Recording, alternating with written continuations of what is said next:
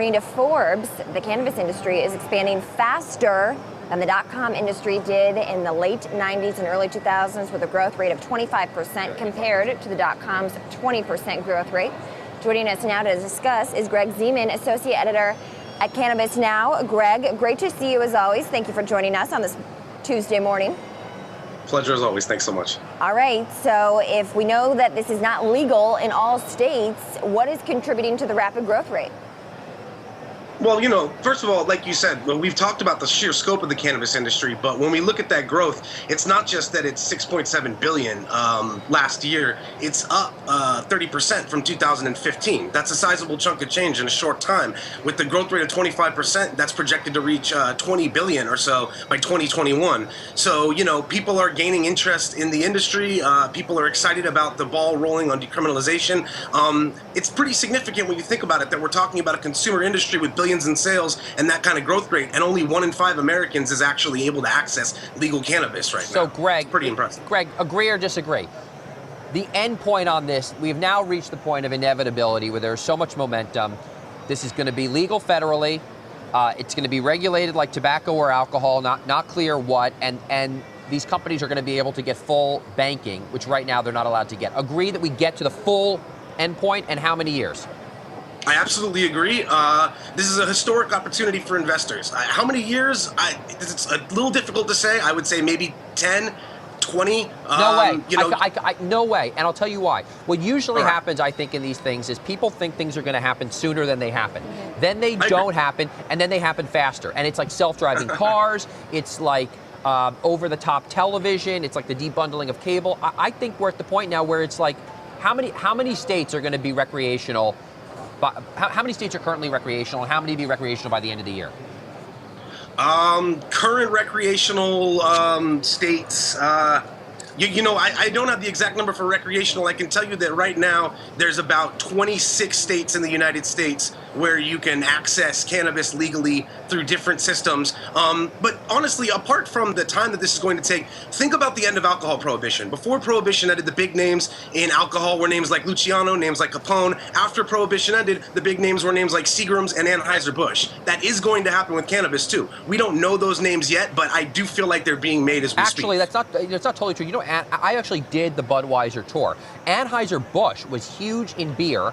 During Prohibition, they made baking flour and yeasting. They went into baking, basically, to survive the company.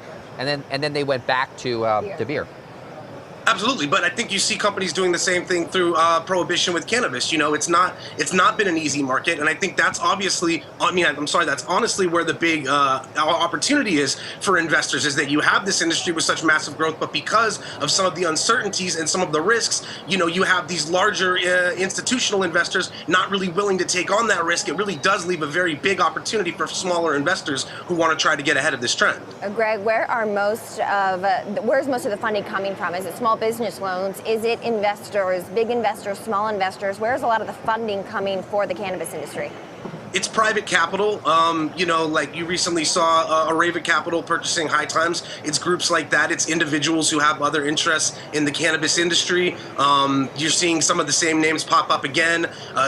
With the instance of High Times, you have Damian Marley and some of these celebrity names that are attached to it. So you do already have some figures that are starting to come up. But it's relatively small investment groups and individuals who are willing to take that risk, usually because they're based in a state where they feel like they have protections. Lots of those investments are coming out of California, and the areas they're investing in tend to be technology as well, at least Greg, from what I've seen. Give me the most exciting product that's on your radar, and give me the most exciting strain that's on your radar these days.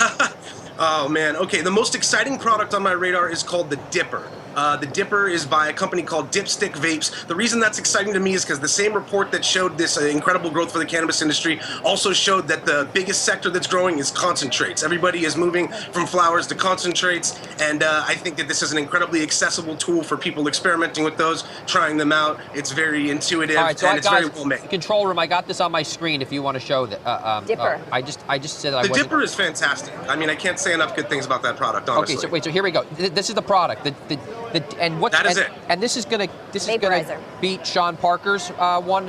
What's the one that he's invested in? Off the top of my head, I'm sorry. All right, fine. All right, so this is a product you're excited. So team, let's book this thing.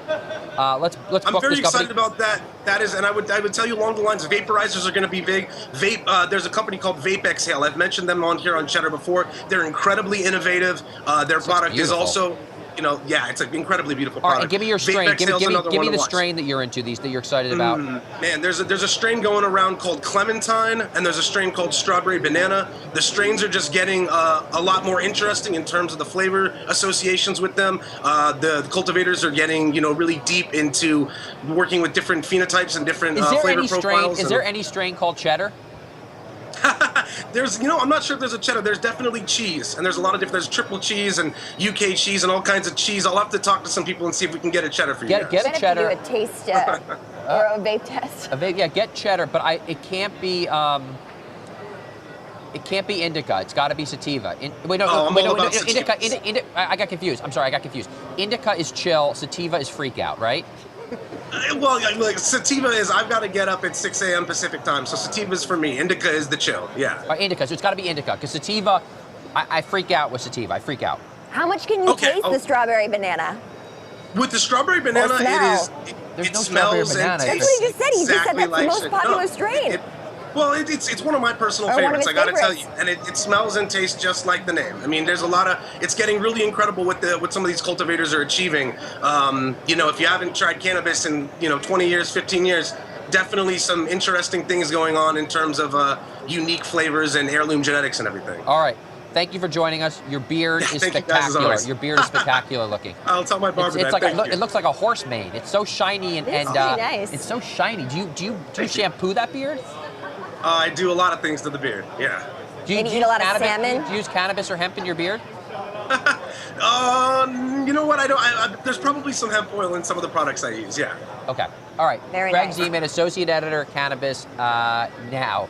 Coming up, diplomatic disaster in the Middle East, why 6 governments